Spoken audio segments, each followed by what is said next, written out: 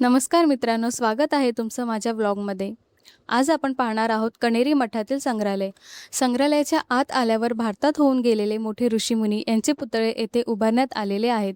प्रत्येक ऋषींचे नाव, त्यांची विद्या, त्यांचे योगदान, आवश्यक ती माहिती येथे दिलेली आहे. या शिल्पांचा कोरीवपणा आणि सुबकता हे पाहताच वेळ कसा निघून जातो ते इथे कळतच नाही. या पुतळ्यांमधून भारताच्या गौरवशाली इतिहासाची ओळख आपल्याला येथे होते.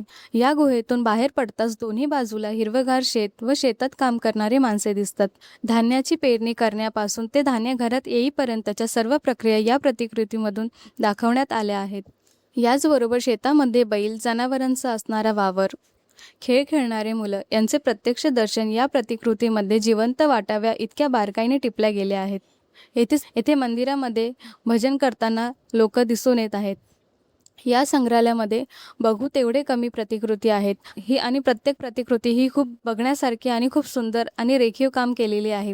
त्यामुळे तुम्ही कधी कोल्हापूरमध्ये आले तर कण्हेरी मठाला भेट द्यायला विसरू नका. भेटूया पुढच्या व्लॉगमध्ये. तोपर्यंत बाय बाय.